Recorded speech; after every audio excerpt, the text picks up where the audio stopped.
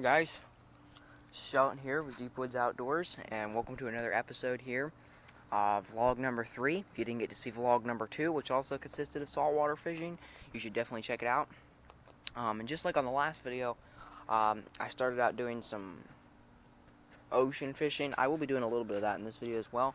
But today, to start off, I want to do some of the canal fishing. These canals harbor fish because a lot of them will come in here because of the mangroves. They can get in there and they can really find a lot to eat. And so usually, generally speaking, you can find some nice fish in here. Occasionally a dolphin and an alligator sneak in here as well. Not that I'm interested in catching those, but you know, you can get some nice fish out in here. So we'll put out a line. I got my shrimp. That's what I'm going to be using. It's live shrimp. So let me see here.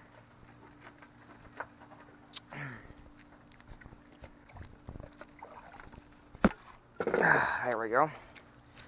I'm going to be using live shrimp today for my main source of bait. You can see them down in there, kind of. So, wish me luck, guys. I will see you out there. Stay tuned.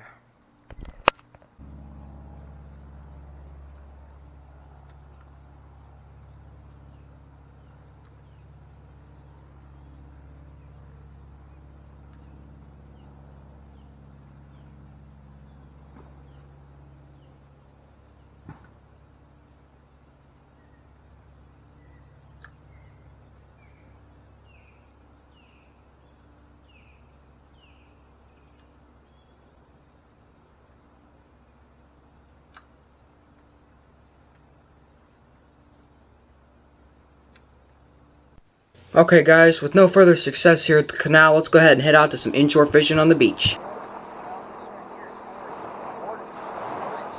Welcome to the beach, guys. Today I'll be using bluefin herring and ladyfish. We'll see what we can catch. Let's put a line in the water. Check it out, guys. Black tip shark, about 1.5 feet long. Don't mind that date up in the left-hand corner. I need to get that fixed. That would be the date stamp, and it's wrong. But check out the shark, guys. Very pleased. Caught him off a blue-tipped herring on my Pen V Fierce. So, yeah, I'm going to get him off the hook here, put a line back out in the water. Stay tuned. I hope to get some more catching footage as well, not just catch and release footage where you just see the release. Stay tuned. Got it? Yep. Another one. Did we catch another shark?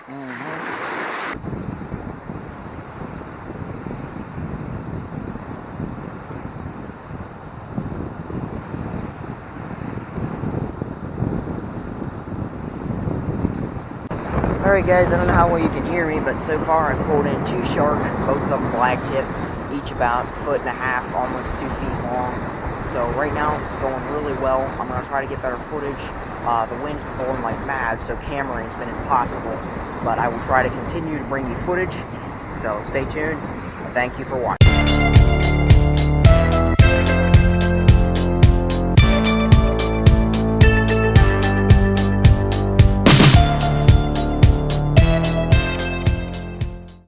Okay, guys, so I caught 2 fish out on the beach, 2 sharks actually, 2 black tip sharks, and that was great, but the wind really started to pick up and get really just hard to deal with. Nobody was really having a good time. Fish stopped biting because the waves are too big and they don't want to fight that. However, I did catch 2 sharks, and one of them died while I was getting them off the hook. Not because I was being rough with them, but the stress just kind of took them out. Plus, he had a hook. He had 2 hooks in him. And one of them, I think, had been there so long, it just kind of took a toll on him, and then that added stress just kind of wiped him out. And so I took his head because I really wanted to show you guys the proper way to do up a shark jaw. Now, sharks don't have any bones in their body, at least not to speak of. As a matter of fact, I don't think they have one. So mounting the head, unless you want to glue cartilage together and, you know, wait for this thing to just deteriorate, which would take several years, I think you'd be better off just trying to do the jaw. So there's a couple ways to do it.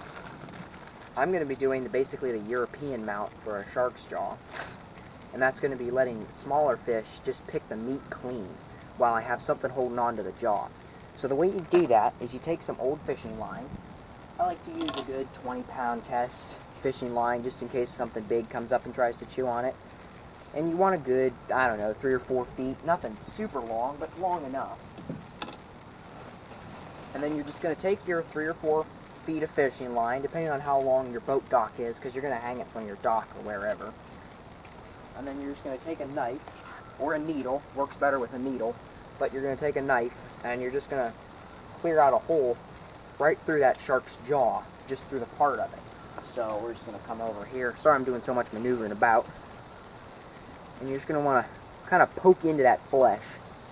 So it's kind of hard to show on camera, but you see the flesh there, and you actually just want to not, you don't want to cut yourself, but you want to come down through the flesh like that and create a hole into the shark's cavity, into his mouth.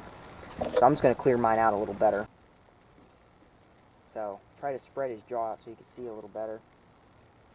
So it isn't completely through. Yow! Just cut me. So hold on one sec, guys. We're going to clear out this hole. Okay, so what you can see that I've done is I've actually cut a hole right below the jaw, and then right through the tongue there, I cut another hole so that the two holes intersected, and then I just ran up. Darn it, I'll have to run the line through there again, but you can see I actually ran a piece of line right through there, so that way it just would hold together. And then once I rerun it through there so it's a little tighter, you're just going to tie off a knot, and then I'll show you what to do next. Okay guys, so the last step is very simple. You just want to find a body of water. I'm going to use a private canal here that's connected right to our house. And what you're just going to do is you're just going to tie it off. I'm just going to use this nut here that helps hold the dock together. You're just going to tie it off and put the shark's head down in the water. And essentially what's going to happen is the little fish will come along, maybe in a big one, preferably not because the line necessarily isn't strong enough. So just a small fish will just come along and pick the meat and the stuff off. The cartilage will float away, and as long as you tied that knot around the jaw, it'll hold it in place, and then you can come back a couple days, well, more like 10 to 20 days, pull it out of the water, and you'll have a beautiful shark's jaw. And if it's a shark you caught, you can mount it with a picture, you know, or whatever. And that's essentially it, guys. That's how you mount a shark's jaw. So stay tuned. I don't know if I'm going to put anything else in this video. It's drawing pretty close to dark. We might stay out here and fish just a little longer. We'll see what happens. So stay tuned, guys.